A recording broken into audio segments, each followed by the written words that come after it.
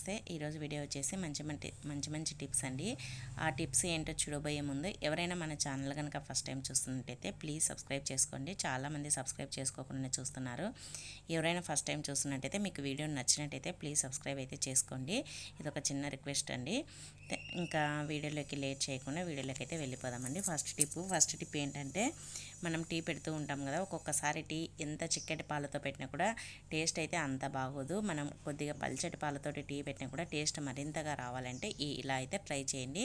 2 యాలకులు మిరియాలు వేసి తర్వాత చిన్న అల్లం ముక్క వేసి ఇలా కచ్చాగా దంచండి. ఇలా దంచిన తర్వాత ఇప్పుడు మనం నీళ్ళు అయితే స్టవ్ పైన పెట్టేసుకున్నాం కదా, ఆ నీళ్లు మరుగుతూ ఉంటాయండి. దాంట్లోకి ఈ దంచిన మసాలాను అంటే యాలుక తర్వాత మిరియాలు ఇవన్నీ వేసి దంచినాం కదా, అల్లము అవి వేసుకొని తర్వాత దీంట్లోనే కొద్దిగా పుదీనా వేసుకొని బాగా ఉడకనివ్వండి. ఇలా బాగా ఉడికిన తర్వాత దీంట్లోనే టీ పొడి వేసేసేయాలన్నమాట. మనకు టీ కొద్దిగా మరీ స్ట్రాంగ్గా ఉండాలంటే టీ పొడి కొద్దిగా ఎక్కువగా వేసుకొని ఇలా కలిపేసేయండి. చూడండి, ఇలా కలిపేసి తర్వాత మనకు ఇంకా పాలు పోసేసుకోవాలి.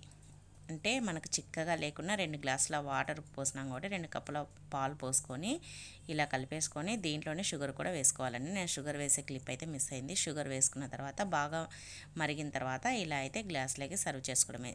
మనం పల్చటి పాలతో చేసుకున్న టీ అయితే స్ట్రాంగ్గా ఉంటుంది. ఈ టిప్ని అయితే ట్రై చేయండి. నెక్స్ట్ టిప్ అండి, సెకండ్ టిప్, మనం బెండకాయలు తరిగేటప్పుడు మనం ఎంత నీట్గా శుభ్రంగా కడిగి తరిగినా కూడా జిగట వస్తూ ఉంటుంది. చాకుతో తరగడానికి చాలా ఇబ్బంది అవుతుంది. అలా కాకుండా ఇలా మనం బెండకాయలు కడిగిన తర్వాత ఇలా ఒక పొడి క్లాత్తో తూడ్చేసి తర్వాత చూడండి, ఇలా నిమ్మకాయను ఫస్ట్ కట్ చేసుకొని ఇలా రుద్దేసుకున్నామంటే బెండకాయలు అనేది అతుక్కోకుండా ఉంటాయి. ఇలా నిమ్మకాయకు కట్ చేసుకోవడం వల్ల ఇలా చాక్ అనేది షార్ప్గా అవుతుంది. అలాగే అప్పుడప్పుడు ఇలా నిమ్మకాయతో అద్దుతూ కట్ చేసినామంటే బెండకాయలు జిగురు అనేది చాక్ అతుక్కోకుండా నీట్గా అయితే కట్ చేసుకోవచ్చు. ఎన్ని బెండకాయలైనా జిగురు లేకుండా నీట్గా కట్ చేసుకోవచ్చు అండి. ఈ టిప్ నచ్చితే వీడియోని లైక్ చేయండి. నెక్స్ట్ టిప్ అండి, మన ఇంటికి ఎవరైనా అనుకోకుండా బంధువులు వచ్చినప్పుడు మనం ఒక 2 కప్పులు మాత్రమే టీ ఉండింటుంది. అలాంటప్పుడు మనం మిగతా వాళ్ళకు కూడా ముగ్గురికి ఇవ్వాలంటే చూడండి, ఇలా అయితే ట్రై చేయండి. ఏం లేదండి, మనం కప్పులో పోసినప్పుడు నిండుగా వచ్చింది కదా, దీన్ని కొద్దిగా ఇలా తిరగొట్టేసినామంటే అది నురుగు అనేది వస్తుంది కదా, టీ 1/4 కప్పు ఉన్నా కూడా పైన నురుగు వచ్చేస్తుంది, దాంట్లో టీ మిగిలిపోతుంది. అలా 2 కప్పులు అలా తిరగొట్టేసి మిగిలిన టీని మిగతా కప్పులో పోసేసినామంటే ఇద్దరు వచ్చినా కూడా ముగ్గురికి అయితే టీ సరిపోతుందండి. ఇలా అయితే ట్రై చేయండి, చాలా బాగా యూజ్ అవుతుంది. టీ తక్కువగా ఉన్నప్పుడు ఇలా అయితే ట్రై చేయండి. ఈ టిప్ నచ్చితే వీడియోని లైక్ చేయండి.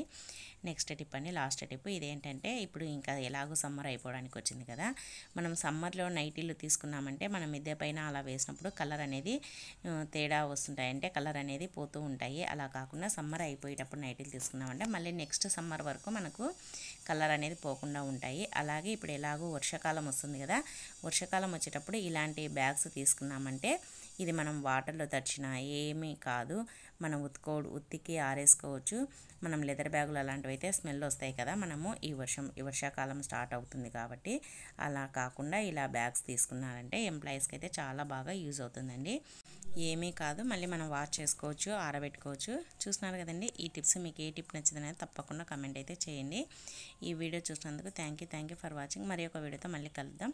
మంచి వీడియోల కోసం అయితే మన ఛానల్ అయితే సబ్స్క్రైబ్ చేసుకోండి. Thank you for watching.